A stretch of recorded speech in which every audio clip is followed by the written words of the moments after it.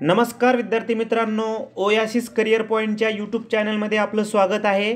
या व्हिडिओमध्ये आपण पाहणार आहोत सेट परीक्षा पेपर क्रमांक 1 साठी अत्यंत महत्त्वाचं असणारं प्रकरण म्हणजे कॉम्प्रिहेन्शन, ज्याला आपण उतारा किंवा आकलनावर आधारित प्रश्न असं आपण म्हणतो। नेमका उतारा कसा सोडवावा, उतार्याचे वाचन कसे करावे, उतार्यावरील पैकीची पैकी मार्क्स मिळवण्यासाठी काही ट्रिक्स आहे का, या संदर्भानं सविस्तर चर्चा आपण या व्हिडिओच्या माध्यमातून करणार आहोत। पूर्ण व्हिडिओ बघा जेणेकरून तुम्हाला उतार्याच्या संदर्भानं ज्या काही शंका असतील त्या तुमच्या क्लिअर होतील। आपण जर सेट परीक्षा पेपर क्रमांक 1 चा जर सिलेबस पाहिला तर त्यामध्ये प्रकरण नंबर 3 ज्याला आपण कॉम्प्रिहेन्शन असं म्हणतो, आकलनावर आधारित प्रश्न, उतार्यावर आधारित प्रश्न, हे 10 गुणांसाठी आपल्याला प्रकरण विचारलेलं असतं। आणि जर आपण याचा एक सिस्टमॅटिक स्टडी जर केला तर मला वाटतं आपण पैकीची पैकी गुण यामध्ये घेऊ शकतो। खूप साऱ्या विद्यार्थ्यांच्या मनामध्ये या प्रकरणाबद्दल अभ्यास कसा करावा, त्याचबरोबर कसा उतार्याचं वाचन करावे, प्रश्न अगोदर वाचावे की उतारा अगोदर वाचावा, या संदर्भानं प्रश्न आहेत। त्याविषयी देखील आपण चर्चा करू। पूर्ण व्हिडिओ बघा जेणेकरून तुम्हाला याचा निश्चितपणे फायदा होईल। सर्वप्रथम उतारा सोडवत असताना काही जनरल बाबी आहेत त्या संदर्भानं बोलूया आणि जसं जसं आपल्याकडे येईल एक उतार्याचं एक्झाम्पल घेऊन पण आपण ते समजवण्याचा प्रयत्न करूया। सुरुवातीला आपण एक औपचारिक म्हणून माहिती समजून घेऊया। आकलन म्हणजे एखादी बाब समजून घेण्याची व्यक्तीची इच्छा। आता बघा आपण प्राध्यापक हो राहिलो भावी, म्हणून प्राध्यापकाची आकलन क्षमता कशी आहे हाच उद्देश आहे या उतारा परीक्षेला सेट करण्याच्या मागं। हा विभाग विद्यार्थ्याच्या वाचन क्षमतेच्या आकलनावर आधारित असतो। आपली वाचन क्षमता यामधून तपासलेली असते। निरीक्षण, तार्किकता, भाषाज्ञान, एकाग्रता व वाचन कौशल्य इत्यादी महत्त्वाची मुद्दे आकलनासाठी आवश्यक असते।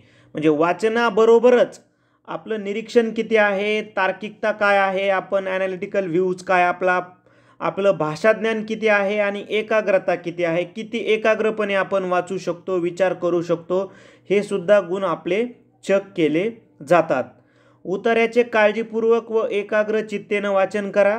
उतारा वाचत असताना वेळ जास्त जाणार नाही याची काळजी घ्या। साधारणपणे आपण जर बघितलं तर उतारा आपण वाचत असताना आपण 2, 3, 4 लाईन्स उतार्याचं वाचन केलं, आपल्याला नाही समजला की आपण परत पुढल्या लाईनवर येऊन उतारा वाचायला सुरुवात करतो, म्हणजे सुरुवातीच्या। मग यामुळे काय होतं, आपला जो वेळ आहे तो जास्त जाण्याचा प्रयत्न म्हणजे होऊ शकतो। म्हणून उतारा वाचत असताना एकदम काळजीपूर्वक उतारा आपण वाचन करणं गरजेचं आहे। आता बघूया आपण जे काही अत्यंत महत्त्वाच्या बाबी आहेत उतारा सोडत असताना त्या कोणत्या आहेत। आता उतारा सोडविताना अगोदर प्रश्न वाचून घेतली तर नंतर उतारा वाचताना उत्तरे लवकर सापडतील। सर्वात पहिले उतारा वाचायच्या अगोदर आपल्याला माहिती आहे की सेट परीक्षेमध्ये आपल्याला उतार्यावर आधारित 5 प्रश्न विचारलेले असतात 10 गुणांसाठी। सर्वप्रथम काय करायचं, प्रश्न वाचायचे आणि तेही प्रश्नाचे फक्त टायटल वाचायचे, म्हणजे पर्याय वाचायचे नाही। आता ते कशामुळं, ज्यावेळेस आपण प्रश्न वाचू ना तर त्यावेळेस आपल्याला त्या प्रश्नामधला एखादा शब्द लक्षात राहू शकतो, ठीक आहे, आणि तो शब्द अधोरेखित करायचा। म्हणजे ज्यावेळेस तो संदर्भ कळला की अरे ह्या प्रश्नामध्ये हा शब्द वाचलेला आहे, त्यावेळेस तो शब्द उतार्यात वाचत असताना अधोरेखित करायचा। म्हणजे उतारा सोडवण्याची सर्वात पहिली ट्रिक्स म्हणजे उतार्यावर आधारित हा टॉपिक आला, कॉम्प्रिहेन्शन हा सेटला जर टॉपिक आला तर सर्वप्रथम तुम्ही प्रश्नांचं वाचन करायचं, पर्यायचं नाही। ते जे काही 5 प्रश्न आहेत त्यांचे फक्त प्रश्नांचे टायटल वाचायचे आणि नंतर मग आपण उतारा वाचवायला सुरुवात करायची। आता उतार्याचे वाचन करत असताना महत्त्वपूर्ण वाक्य व शब्द यांना अधोरेखित करायचे। आता तो प्रश्नात एखादा शब्द आला जरी नसेल तरी पण आपण एखादा महत्त्वाचा असणारा जो शब्द आहे तो अधोरेखित करू शकतो। समजा आता उदाहरणार्थ काय आहे, तुम्ही उतार्याचं वाचन करायले, तुम्ही प्रश्न वाचलेत आणि आता तुम्ही उतार्याचं वाचन करायले, हा आपल्याकडं एक्झाम्पलसाठी एक उतारा आहे। मग आता तुम्ही उतारा वाचायला की इतिहासामागे 3 बलवत्तर प्रेरणा असतात, समता, न्याय व सम्मिलन त्या 3 प्रेरणा आहेत. मग आपण काय करायचं, ह्या ज्या 3 प्रेरणा आहेत समता, न्याय व सम्मिलन, याला 3ला अंडरलाईन करून ठेवायची आहे. म्हणजे काय होईल, आपल्याला ज्यावेळेस प्रश्न आपण परत एकदा समजा पहिल्याच वाचनामध्ये आपल्याला लक्षात नाही राहिला प्रश्न आणि पुढे आपल्याला चौथा प्रश्न आला की इतिहासाच्या 3 बलवत्तर प्रेरणा कोणत्या, आपल्याला लगेच क्लिक होईल, अरे हे समता, न्याय आणि सम्मिलनला आपण अंडरलाईन केलेलं आहे. म्हणजे हा फायदा आपण महत्त्वाचे शब्द अंडरलाईन करण्याचा होऊ शकतो. म्हणजे आता आपण दुसरी महत्त्वाची गोष्ट समजून घेतली की उतारा वाचत असताना अगोदर प्रश्नाचे फक्त टायटल वाचायचे आणि नंतर उतारा वाचायला लागायचा. उतारा वाचायला लागत असताना त्याच्यामध्ये पण काही महत्त्वाचे जर वर्ड आले तर ते पण परत काय करायचं, अधोरेखित करायचे आहे. तिसरी महत्त्वाची बाब, आकलनावरील आधारित प्रश्न सोडविताना स्वतःची मते, सिद्धांत, विचार बाजूला ठेवावेत व उतार्यात जी लेखकाने मते मांडली आहेत त्यालाच अनुसरण उत्तरे द्यावीत. आता बघा, आपण सर्वजण PG झालेलो आहोत, म्हणजे बऱ्यापैकी बुद्धिमान लोक आहोत, बुद्धिजीवी वर्ग आहे आपला सर्व परीक्षा देणारा. ठीक आहे, सर्वांना असिस्टंट प्रोफेसर व्हायचं आहे, त्यामुळं नॉलेज बऱ्यापैकी आहे. परंतु तुमचं जे नॉलेज आहे स्वतःचं, म्हणजे मी तर म्हणले ना, स्वतःची मते, सिद्धांत, विचार हे सगळं बाजूला ठेवायचं आणि उतार्यामध्ये जे लेखकानं सांगितलेलं आहे त्याच लेखकाच्या मताला अनुसरून आपण उत्तर द्यायचं आहे. आपल्या मनाचं त्याच्यामध्ये काहीही टाकायचं नाही. तुम्ही कोणत्याही विषयामध्ये तज्ज्ञ असाल, बघा उतार्याचे विषय काय असतात तुम्ही जर बघितले ना, मागचे तुम्ही आपल्याकडं 10-12 प्रश्नपत्रिका आहेत किंवा आपण सरावमध्ये पण वेगळे उतारे घेण्याचा प्रयत्न केलेला आहे तुमचा जास्तीत जास्त सराव व्हावा म्हणून. तर उतार्याचे काय विषय असतात, उतार्याचा विषय असतो संगणक, उतार्याचा विषय असतो साहित्य विचार, उतार्याचा विषय असतो मानवी हक्क, उतार्याचा विषय असतो तत्त्वज्ञान, विज्ञान तंत्रज्ञान, इतिहास, या संदर्भानं उतार्याचे विषय असतात. उदाहरणार्थ समजा एखादा उतारा आहे साहित्यावर आधारित, ठीक आहे, साहित्यावर आधारित उतारा आहे. आता लेखकानं साहित्याच्या संदर्भानं जी मतं मांडली आहेत तीच तुम्ही द्यायची आहेत. समजा उदाहरणार्थ तुम्ही मराठी साहित्याचे अभ्यासक आहे, तुम्ही इंग्लिश लिटरेचरचे अभ्यासक आहे किंवा तुम्ही एखाद्या जे काही बोलीभाषेच्या अभ्यासक आहे, तुमचं ज्ञान तिथं देण्याचा प्रयत्न करायचा नाही. समजा साहित्यावर आधारित एक उतारा आलाय आणि त्या साहित्यावर आधारित उतार्यामध्ये एखाद्या साहित्याचा उदय विकास कसा होतो या संदर्भानं त्या लेखकानं तो उतारा लिहिलेला आहे, उदाहरणार्थ मराठीच्या संदर्भानं. तर समजा तुमचं मराठी PG जरी व्हायला असेल आणि तिथं तुम्ही साहित्यशास्त्राचा अभ्यास करत असताना साहित्य रासाची कारणे, साहित्य विकासाची काय परिणाम कोणते, ते तुमच्या लक्षात न घेता उतार्यात जी दिली आहेत तीच फॉलो करायची आहेत. उदाहरणार्थ उतार्यात प्रश्न विचारलाय मराठी साहित्याच्या रासाची कारणे, तुम्हाला जी माहीत आहे ती नाही लिहायची, जी उतार्यात अधोरेखित केली आहेत लेखकानं तीच लिहायची आहे. उतार्यात प्रश्न आला अभिजात साहित्य म्हणजे काय, लेखकाला अपेक्षित अभिजात साहित्याची व्याख्या लिहायची आहे. लोकसाहित्य म्हणजे काय, लेखकाने उतार्यात जी लोकसाहित्याची व्याख्या केली आहे ती तुम्ही लिहायची आहे. मी फक्त एक उदाहरण एक्झाम्पल म्हणून घेत आहे. तुम्हाला उद्या उतारा मानवी हक्काबद्दल येईल, तुम्हाला इतिहासाच्या सफरीवर येईल, तुम्हाला संगणकाच्या पिढीवर येईल, तुम्हाला विज्ञानामधील एखाद्या टॉपिकवर येईल, न्यूटनच्या गुरुत्वाकर्षणाबद्दल, तुम्हाला उतारा कोणता येऊ शकतो. फक्त मला असं म्हणायचं आहे की तुमचं नॉलेज न घेता उतार्यामध्ये लेखकानं जे तिथं तत्व म्हणजे लेखकानं जी मांडणी केलेली आहे उतार्यामध्ये त्याच मांडणीवर आधारित तुम्ही प्रश्नांची सोडवणूक करायची आहे. ठीक आहे, ही झाली तिसरी बाब. चौथी महत्त्वाची बाब उतार्यामध्ये एक समजून घ्या. आपण जर बघितलं, आपण म्हणलं ना की 5 प्रश्न तुम्हाला उतार्यावर आधारित विचारतात. या 5 प्रश्नांपैकी बघा या घटकावर 3 ते 4 प्रश्नांची उत्तरे ही उतार्यातच असतात. मात्र 1 किंवा 2 उतार्याचे 1 किंवा 2 प्रश्न जे असतात ना, एक असतं उतार्याचं शीर्षक आणि एक असतं उतार्यांच्या सारांशावर आधारित. कधी कधी 4 ही उतार्यामध्ये असतात. एक प्रश्न तुम्हाला शीर्षक विचारला जाऊ शकतं किंवा एक प्रश्न तुम्हाला सारांशावर आधारित प्रश्न विचारला जाऊ शकतो. म्हणजे 4 प्रश्न जरी आपण म्हटले की उतार्यात असतात तर 8 गुण आपण उतार्याच्या मार्फत घेऊ शकतो. म्हणजे उतारा खूपच अवघड असतं असं काही नाही. कधी कधी ड्युएल लँग्वेज म्हणजे समानार्थी भाषा किंवा समानार्थी असणारे शब्द वापरून एखादा प्रश्न त्यांनी क्रिएट केलेला असू शकतो. तिथं मात्र तुमच्या बुद्धीची कस लागणार आहे. ठीक आहे. पण एक लक्षात घ्या, जेवढा तुम्ही रिसर्च मेथॉडॉलॉजीचा अभ्यास करता, जेवढा तुम्ही टीचिंग ॲप्टिट्यूडचा अभ्यास करता, जेवढा तुम्ही ICTचा अभ्यास करता, हायर एज्युकेशनचा, इन्व्हायरमेंटचा अभ्यास करता, तेवढा तुम्ही उतार्याचा अभ्यास करत नाही आणि करायला पण नाही पाहिजे.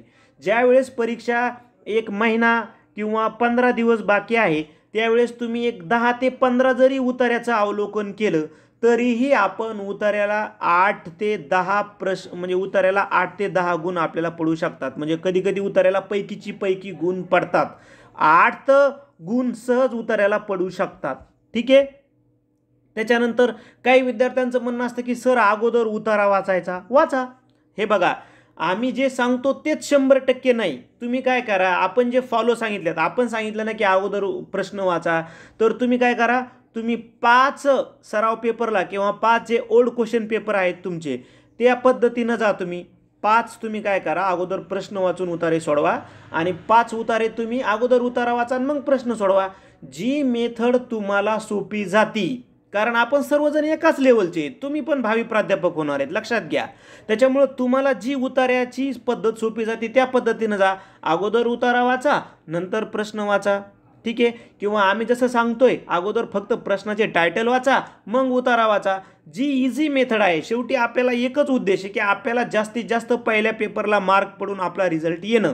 मग तो तुमच्या मेथडनं येऊ किंवा आम्ही ज्या सांगतो त्या मेथडनं येऊ, उद्देश एक आहे की येणारी जी सेट परीक्षा आहे ती आपण क्वालिफाय व्हावी. कारण येणाऱ्या पुढील काळामध्ये सेट परीक्षा ही ऑनलाईन होणार आहे. त्यामुळं ऑनलाईनसाठी ही जी चर्चा आहे, ही चर्चा काही उपयोगाची नाही. कारण इथं म्हणजे एवढे वेळेस जी सेट परीक्षा होणार आहे ना, ही ऑफलाईन आहे. म्हणजे तुमच्या हातामध्ये उतारा आहे. ऑनलाईन तर स्क्रीनवर उतारा असणार आहे. म्हणून ही चर्चा ऑनलाईनसाठी उपयुक्त नाही. ही चर्चा या परीक्षेसाठी, या सेटसाठी, ऑफलाईन सेटसाठी, ऑफलाईन परीक्षेसाठीच उपयुक्त आहे. ही पण इथं बाब अधोरेखित करण्यासारखी आहे.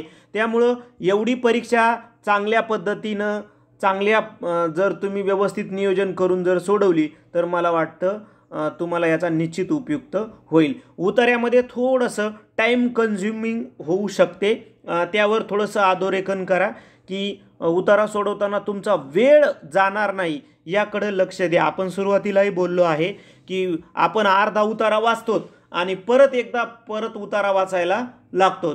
त्यामुळं आपल्याला रिझनिंगसाठी आणि मॅथसाठी पण वेळ वाचून ठेवायचा आहे. त्यामुळं तिथंही दुर्लक्ष होणार नाही याची काळजी घ्या. टीचिंग ॲप्टिट्यूड असेल, इन्व्हायरमेंट असेल, ICT असेल, इथं मात्र तुम्ही वेळ वाचू शकता. कारण जर त्या प्रश्नाचं उत्तर तुम्हाला माहिती आहे तरच तुम्ही विचार करू शकता, पटकन उत्तर क्लिक करू शकता. म्हणून थोडंसं उतारा आणि रिझनिंग आणि मॅथ, डाटा इंटरप्रिटेशन या 4 प्रकरणासाठी थोडासा वेळ आपला जाऊ शकतो. परंतु व्यवस्थित जर तुम्ही नियोजन करताय, कारण बघा आपल्याकडं स्टडी मटेरियल भरपूर आहे. म्हणजे तुमच्याकडं मागील 12 वर्षाच्या प्रश्नपत्रिका आहेत, तिथं 12 उतारे तुम्हाला मिळतील. त्याचबरोबर आम्ही पण जवळपास 15 प्रश्नपत्रिका सेट केलेल्या आहेत. म्हणजे आमच्याकडं पण तुम्हाला 15 उतारे मिळून जातील. त्या सराव 15 प्रश्नांमध्ये 15 उतारे आम्ही पण जवळपास ते वेगळेच घेण्याचा प्रयत्न केलेला आहे. अनावधानाने एखादा कॉपी पेस्ट जर होतोय तर तो होऊ शकतो, परंतु आम्ही काम करताना अतिशय प्रामाणिकपणे काम करतो की तेव्हा कॉपी होऊ नये एखादा जुना प्रश्नपत्रिका. एखादी वेळेस जर झाला तर ते तुम्ही समजू शकता. ठीक आहे. म्हणजे तुम्ही एकतर आपल्या सरावमधले उतारा घेऊ शकता किंवा ओल्ड क्वेश्चन पेपरमधले सुद्धा उतारा घेऊ शकता. जे विद्यार्थी यावर्षीची सराव म्हणजे यावर्षीची परीक्षा देत आहेत अशा विद्यार्थ्यांसाठी आपण 15 PDF पेपर घेत आहोत. पहिल्या पेपरसाठी 15 PDF प्रश्नपत्रिका व्हॉट्सअप थ्रू, ज्यामध्ये तुम्हाला 15 सराव पेपरची फीस असणार आहे 500 रुपये आणि प्रत्येक प्रश्नपत्रिकेचं विश्लेषण तुम्हाला व्हिडिओद्वारे आम्ही देणार आहोत. तुम्ही 98 23 24 71 91 या नंबरवर फोनपे किंवा गुगल पे करू शकता. फोनपे गुगल पे नेहमी येईल ओएसिस करिअर पॉईंट किंवा गणेश विश्वनाथ गुजर. पे केल्याच्यानंतर त्याचा स्क्रीनशॉट व्हॉट्सअप करा याच नंबरला 98 23 24 71 91. तुम्हाला या पद्धतीनं पेपर पाठवले जातील.